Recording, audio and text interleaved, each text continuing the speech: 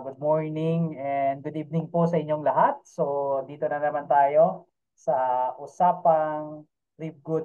So, napakaganda ngayon guys kasi nabigyan po tayo ng time ng isang tao na to na sobrang busy at mabuti na lang na pagbigyan tayo ng kahit konti na time na para tatanungin siya natin no regarding paano ba yung buhay as OFW sa ibang bansa.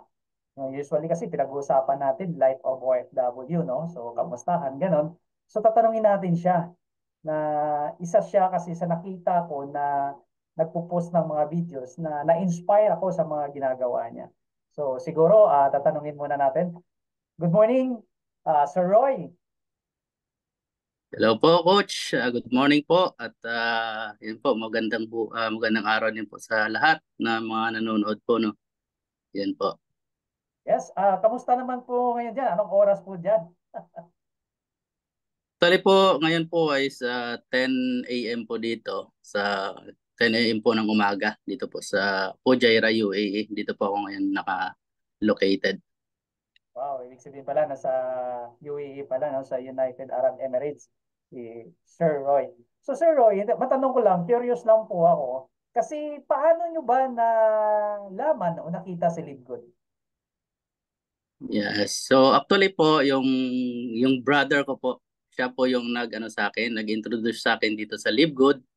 And then, di na po ako nagdalawang isip, tinignan ko po kaagad at yun po, nakita ko naman na maganda naman yung business kasi nga related po siya sa affiliate marketing.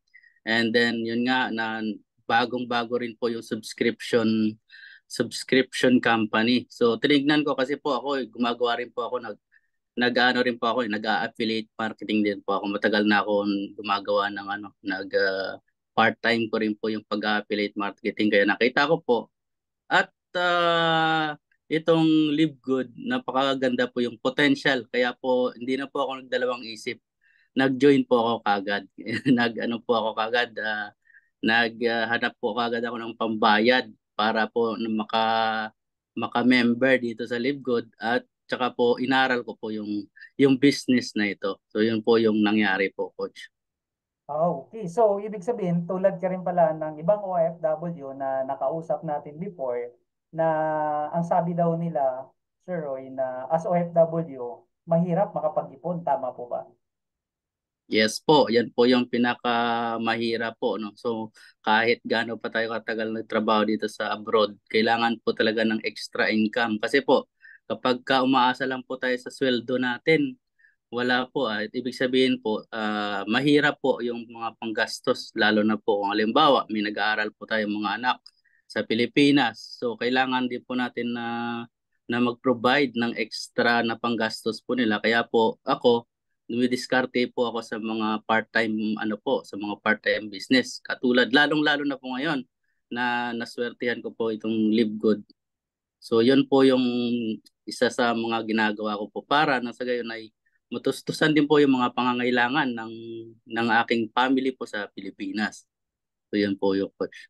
Wow, so maganda na talaga, no? So naging at least naging open-minded ka. So ano po yung ma-advise nyo sa mga kapwa tulad mo na OFW na alam natin na kung minsan is hindi sapat or minsan hindi tayo makapag-ipon.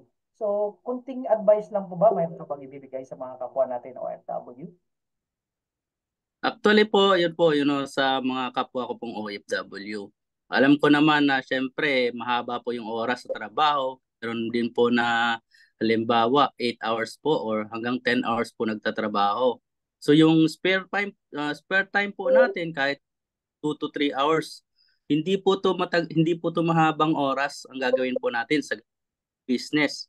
Through online lang po, kailangan lang po natin mag-post lang tayo dito ng link or kumausap lang tayo ng mga kaibigan natin para lang po tayo nakapag-communicate sa kanila.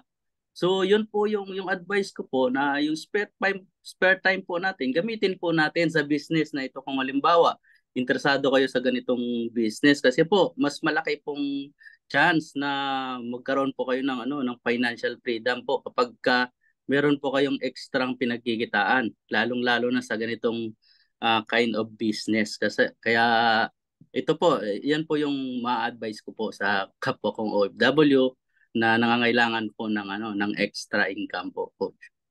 Wow, napakagandang advice, no? So, I hope po makaka-relate po yung mga kapwa OFW natin na kung minsan, huwag po tayo maging sarado yung pag-iisip natin o kung minsan dapat maging open-minded tayo, no? So, malay mo, kung ikaw yung tao na talagang gusto magbago yung buhay at makapag-ipon, dapat maging open-minded po tayo. And last po, sa ngayon, nandiyan ka pa rin ba sa Dubai? Tama po, di ba? Sa UAE, I mean. Yes po, Coach. Nandito pa rin po ako. Actually, pauwi na po sana ako ng Pilipinas. Kaso lang po, yun nga po, na merong company na tumawag po sa akin na i-hire po ako para sa panibagong project. Kaya po, yun nga po na gusto ko na sana mag-focus dito kay Live Good at gawin kong full-time. Kaso lang, meron nga pong tumawag na company. Kaya po, nandito pa rin po ako ngayon. Nag-stay po ako dito at inaantay ko na lang po yung aking yung aking offer para po na makapag-start po ng panibagong project. So, hanggang ngayon po, tuloy ko pa rin po, gawin ko pa rin part-time work si Live Good. At hindi naman po siya mahirap kung tutusin. Kasi po, hindi naman po tayo kailangan lumabas, hindi naman po tayo kailangan pumunta kung saang lugar. Dito lang po, online lang po natin magagawa yung business na ito. Kaya po, tuloy pa rin po hanggang po mag-succeed po ako dito sa sinimulan kong business kasi po pangarap ko po talaga mag for good sa Pilipinas at po pangarap ko po talaga na maging financial freedom po kasi sobrang tagal na po ako nagtatrabaho sa abroad. Almost 15 years na po ako nagtatrabaho. Meron naman akong mga naipundar pero po iba pa rin po yung pakiramdam na meron po tayong financial freedom at meron po tayong sariling pinagkikitaan po natin sa bansa Pilipinas po kasi napakagastos po at napakalaki po ng gastos po pag sa Pilipinas po. So yun po yung plan ko po, coach.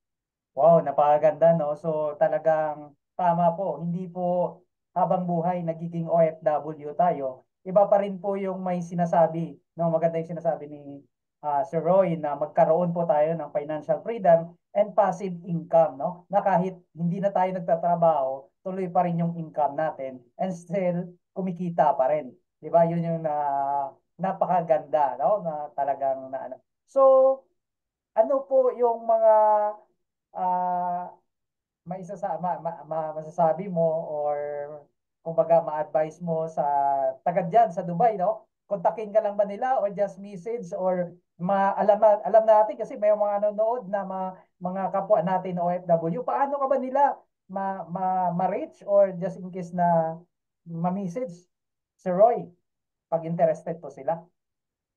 Iyon po, no? So, kung halimbawa po naman na nakapanood po kayo, nandito po kayo sa UE, sa Dubai po. Tuloy, meron po akong Facebook. Sa Facebook po, meron din po akong TikTok at Ganya Roy lang po. So, Facebook, Roy Ganya at ganun din po sa TikTok, ganun din po. So, lahat po na may pinopost po akong mga content din po related sa business. So kung napapanood niyo po, at kontakin niyo lang po ako at available naman po ako sa aking TikTok and Facebook po. Wow, no? So sa mga kapwa natin na OFW na malapit po diyan sa Dubai o kay sa saang bansa ka man, just contact or just message Sir Roy sa Facebook niya, sa TikTok, no? So mayroon din po siyang FB na mga ano na ginagawa, no? Mga content. So message niyo po siya pag interested kasi napakaganda po si Live Good. Pwede po niyong gawin just 2 to 3 hours on your spare time. Napakaganda kasi talagang big help po siya sa mga tulad nating OFW. So Sir Roy, thank you so much and God bless po. Sana po marami po tayong matulungan ng mga OFW. Message niyo po, Sir Roy? Yes po. So maraming salamat po muli, Coach Dolman. Maraming salamat po sa time niyo po at yun po, ayun, sana po, yun nga po, kung marami po tayong matulungan na magkaroon ng sarili nilang business at marami pa po tayong maiahon sa hirap ng mga Pilipino or mga OFW po. Karamihan po kasi syempre nag-iibang bansa po sila para na sa gayon magkaroon po sila ng income sa family po nila. So, yun po, kung may time naman po tayo, may spare time po tayo, gamitin po natin to yung time natin para mag-build po tayo ng sarili po nating business. Kasi yan po yung napakahalaga bilang OFW, hindi po tayo magtatrabaho hanggang kailan. So kailangan po natin mag-build ng sarili nating income para sa gayon makapag for good na po tayo sa Pilipinas at makapiling na po natin yung mga mahal po natin sa buhay.